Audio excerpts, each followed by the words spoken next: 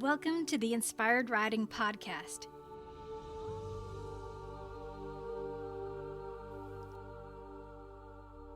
I'm your host, Beth Lauren Parrish. As a certified riding instructor, remote coach, and animal communicator, I bridge the gap between your inner and outer worlds as you strive to enhance all aspects of your riding. I'm here to remind you that you are powerful and more than capable of changing your reality with your horse time. My clients, or as I love to call them, inspired riders, are encouraged to slow down, trust their intuition, and listen to their horses in more profound ways than they've ever done before. Are you interested in stepping into a more fun and productive way of being with your horses? Keep listening. And just for a moment, take a nice deep breath with me.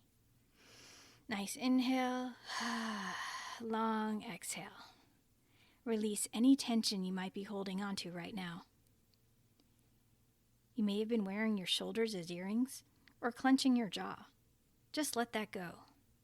Soften anything that needs to chill out. This is your time to enjoy and relax. Just so you know what you're in for, I intend to share stories, insights, and most importantly, offer practical tools to implement with your horses right away. Yes, I like to call it practical magic. A bold statement perhaps, yet it's true. I see it happen every day. So what makes inspired riding so magical? The key is that this system leads with kindness. Kindness for both humans and horses. When inspired riders open themselves up to new possibilities, they can build confidence, trust, and discover more joy, not just with their horses, but in life in general. Inspired riding can be summed up with an acronym for TREAT.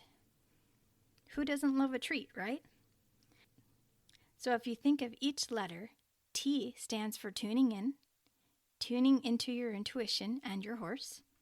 Don't worry, in this podcast I will discuss fine-tuning your intuition in more detail, and I won't leave you hanging with one foot in the stirrup at the mounting block, I promise. Right, so the first T is for tuning in. R stands for receiving insights. When you tune in, just like you're doing now, you receive messages that you can use or not. This is where you can do your best to become an excellent sponge. Take in what you need and trickle out anything that doesn't work for you. Now E stands for engage your magic. Yes, there's that word again. There are simple yet profound concepts to learn within inspired riding, which I call power tools. Once you understand how they work, you'll simply need to remember to grab one of these power tools and engage that magic of yours. The next letter in TREAT is the A. A is all about appreciation. The more you cultivate appreciation for everything around you and within, magic happens. Seriously.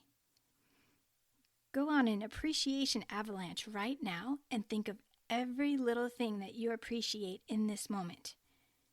Notice how that shifts how you're feeling. And now I'll bring us back to T for our summary. The last T is all about trust. Trust in your power. Trust in your horse. The more you can build up trust in yourself, the better human you can be for your amazing horse. So for a quick summary again, TREAT stands for tuning in, receiving insights, engaging your magic, appreciation, and trust in your power.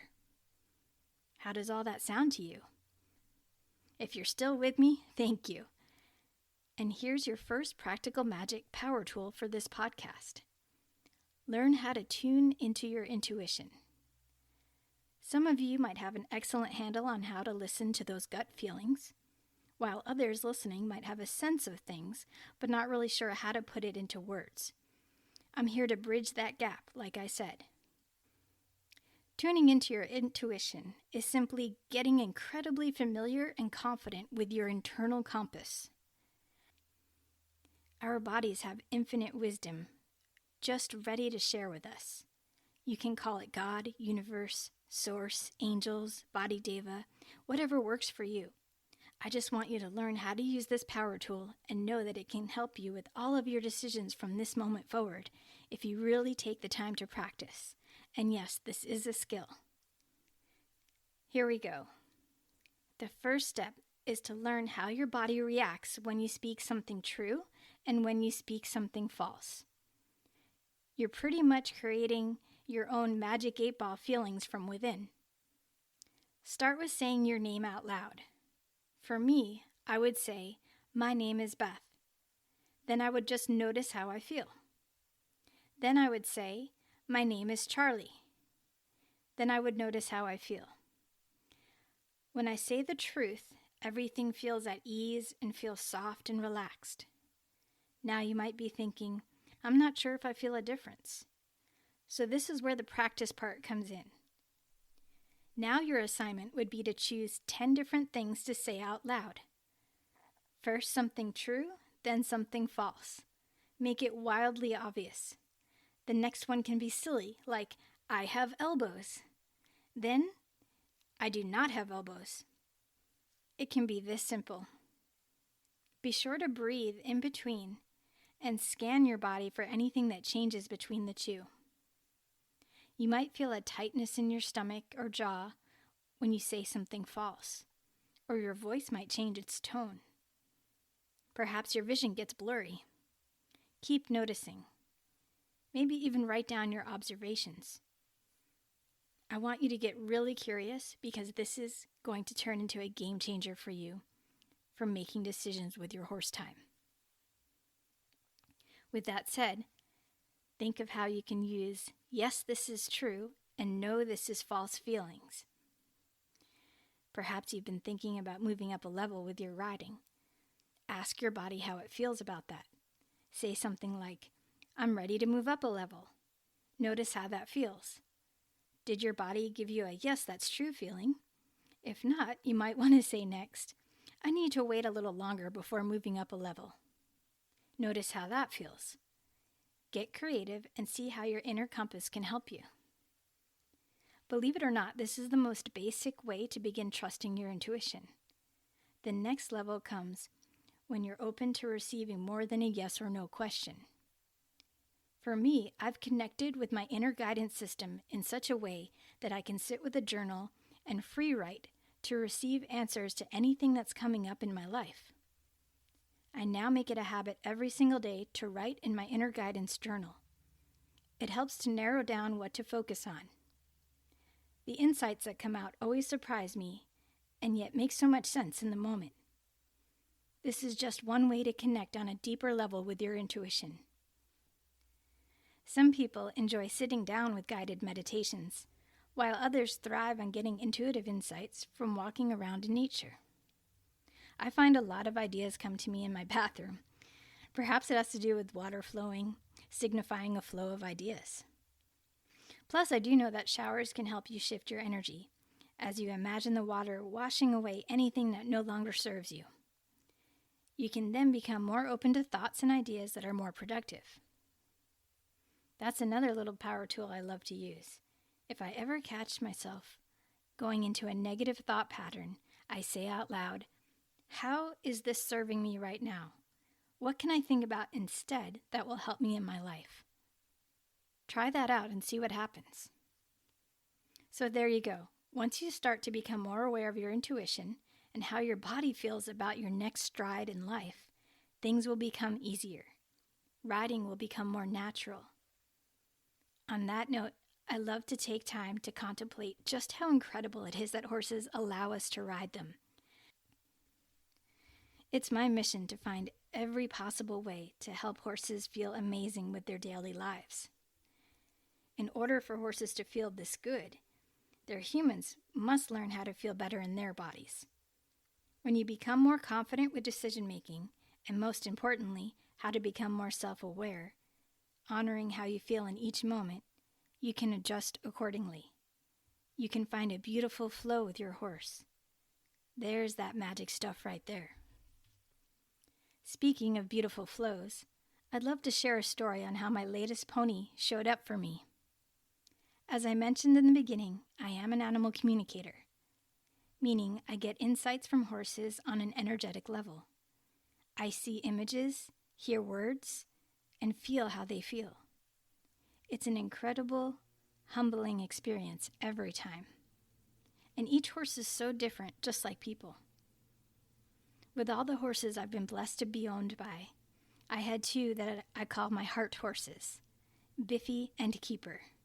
I'll definitely be telling you more about them in future podcasts. For now, just know that they have both crossed over the Rainbow Bridge, yet continue to reach out to me with insights. When I began searching for my latest pony, I just knew that I wanted to feel a familiar connection I had with my heart horses. I truly miss that feeling of joy and safety that I shared with them for every ride. When I asked them to help me, they told me that this pony would be about 12 years old, which was a touch older than I expected, but I stayed open in my search. I was looking on the social media platforms and even went to visit 2 different possible ponies. They both were nice enough, but they didn't give me that, yes, this is my potential heart horse feeling. I stopped my search for a few months and then casually started looking again on a different website.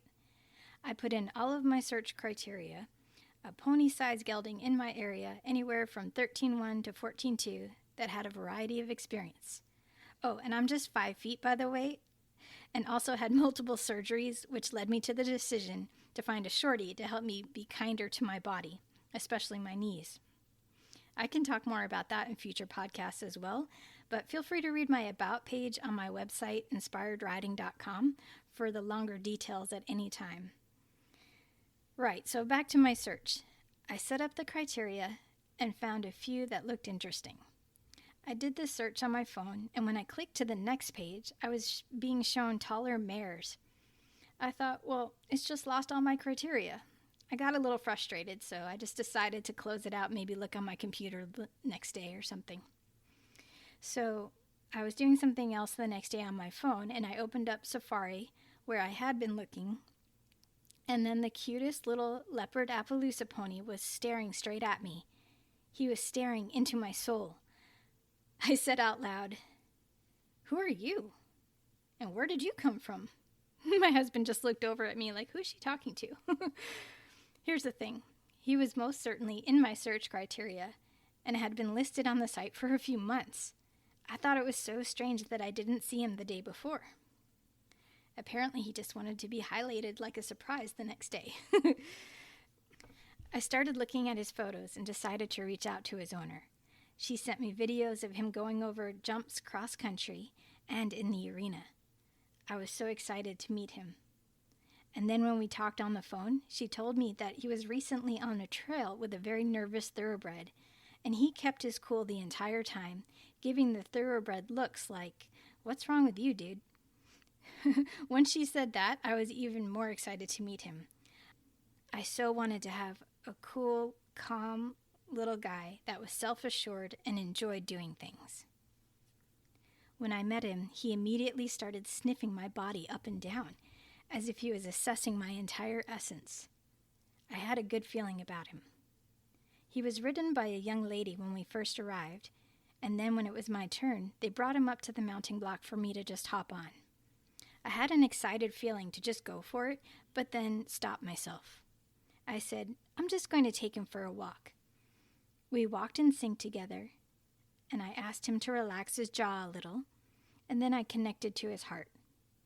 That's when I felt ready to ride. When we got back to the mounting block, I then did another power tool. I call it the mounting block ritual. While holding the reins in my left hand, I place it on the withers. Then I place my right hand behind the saddle and send feelings of love and appreciation to my horse. I then imagine the feeling of an amazing ride and thank that horse in advance as if the ride was over and we had the best time. Then I take a deep breath and make sure I get permission to get on. If you only use this one power tool from this podcast, it will truly make some beautiful shifts in your relationship with your horse. I am so glad I didn't rush things on that first ride. It's good to remember what's really important. connection first, and then the dance can flow. And flow it did. The first ride felt amazing. I could feel how he was willing to be shaped like a beautiful piece of moving clay. His gaits felt smooth and I felt safe. My husband knew right away that he was going to be mine. I was still a little bit in shock with just how good he felt, that I wasn't sure if it was real. I walked out of the arena thanking him profusely, and the next thing I knew, we were talking about the details with his seller. We needed a few weeks to bring him home to organize our facility for another horse, so I went up again to meet him with my new friend Melanie, an amazing saddle fitter with the Epona Saddle Connection. Side note, if you're in the Atlanta, Georgia area, you should certainly reach out to her. She helped us find the perfect saddle. Once we started riding in it, this darling pony immediately opened up his back and started reaching for the bit, enjoying the feeling of the panels of the saddle. I was over the moon. I think I actually squealed in excitement. I was thrilled to be starting off with the correct tack that he actually enjoyed wearing and offered such a beautiful stretch. And I haven't even gotten to his name yet. This little leopard appy, or POA, which is known as a pony of the Americas, a combination of Arabian appy and Shetland pony, was called Pepper. And my friend said, hey, he can be Pepper Parrish. And then the P names started to pour in. Seriously. I started calling him Pepperoni Pony.